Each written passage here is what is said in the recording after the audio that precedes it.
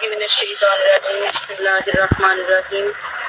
پارہ نمبر 6 ہے جی، سورہ مائدہ چل رہی ہے، رکوع نمبر 9۔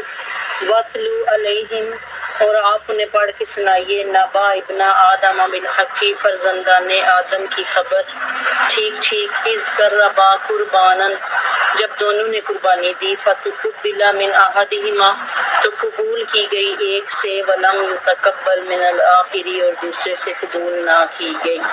قال لأقتلنک، ایک نے کہا دوسرے سے کہ قسم ہے میں تمہیں قتل کر ڈالوں گا۔